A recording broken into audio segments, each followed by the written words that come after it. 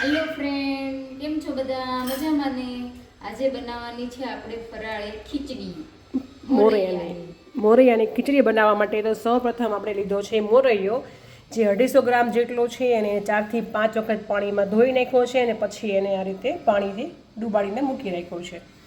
અને બાકી છે 3 થી 4 મોટા લાલ ટમેટાં, અને આ છે 500 ગ્રામ જેટલા બટાકાના, અને થોડા સિંગદાણા, અને 3 મોટા મોળા મરચાં છે, અને આદુ મરચાંની પેસ્ટ, સિંધો મીઠું, સૂકું જીરું, લીમડાના પત્તા, અને લીલા ધાણા, અને સ્વાદ અનુસાર લીંબુ.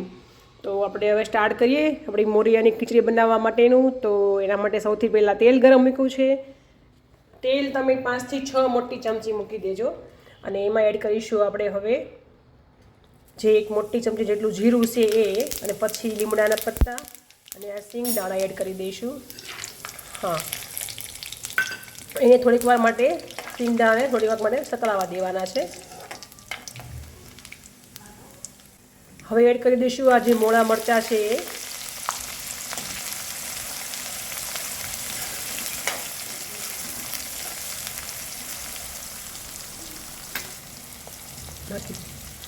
આદુ મરચાંની પેસ્ટ એડ કરી દઈશું.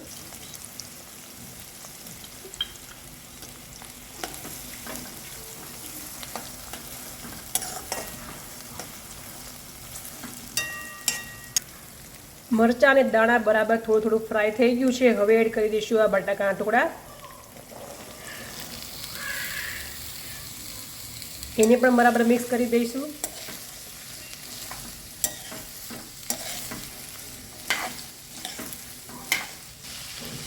હવે આપણે આમાં એડ કરી દઈશું થોડી હળદ, અડધી ચમચી જેટલી. જો તમે ના ખાતા હોય તો નહીં નાખતા, અમે ખાઈએ છીએ એટલે અમે નાખીએ છીએ. ઘણા ઉપવાસમાં ન ખાતા હોય, પણ અમે તો ખાઈએ છીએ તો અમે એડ કરી છે. તમે આને સ્કીપ પણ કરી શકો છો, ન ભાવતી હોય કે ન ખાતા હોય તો. હવે એડ થશે એમાં બટાકાના સ્વાદ મુજબ મીઠું, સિંધો મીઠું છે આ. અત્યારે ખાલી બટાકાના સ્વાદ પૂરતું જ નાખ્યું છે, કેમ કે બટાકા બરાબર બફાઈ જાય એટલા માટે. અને પછી આપણે મોરૈયો એડ કરીશું ત્યારે વધારાનું મીઠું એડ કરી દઈશું.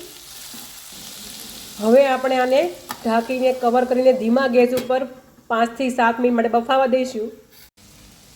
જ્યારે બટાકા બફાતા હોય ઢાંકીને મૂકી દઈએ ત્યારે વચ્ચે વચ્ચે આ રીતે થોડી વાર ચમચો ફેરવતું રહેવાનું, એટલે બટાકા નીચે દાજે પણ નહીં અને બટાકા ઉપર નીચે થઈ જાય તો બરાબર બફાઈ જાય. બટાકા બરાબર કૂક થઈ ગયા છે. હવે એડ કરી દઈશું આપણે એમાં ટામેટાં. આ ટામેટાં એડ કરી દઈએ છીએ. 4 મોટા ટામેટાં લીધા છે.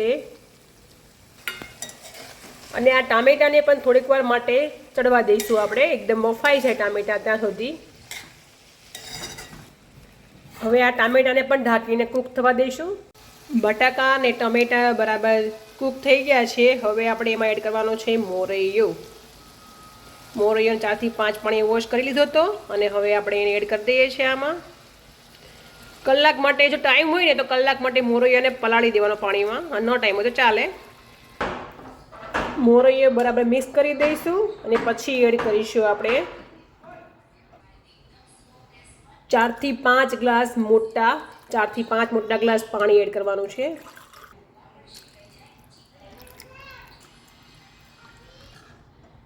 જો પાણી એડ કરી દીધું છે, અને હવે આપણે છે ને આને ઢાંકીને એકદમ ધીમા ગેસ ઉપર કૂક થવા દેવાનો છે. મોરૈયો એકદમ આપણો ટ્રાન્સપરન્ટ ન થઈ જાય ત્યાં સુધી એને કૂક થવા દેવાનો છે. પણ જ્યારે તમે ઢાંકીને મૂકો ને ત્યારે વચ્ચે વચ્ચે થોડીક વાર અંદર ચમચો ફેરવતું રહેવાનું છે, એટલે મોરૈયો નીચે આપણે દાજીને ચોંટી ન જાય. અને હા, આપણે જે મોરૈયા જેટલું મીઠું નાખવાનું બાકી હતું એ નમક પણ નાખી દઈએ. સિંધો નમક છે એટલે વધારે નાખ્યું છે. અને ફરીથી મિક્સ કરી દઈએ અને ઢાંકીને કવર કરી લઈએ.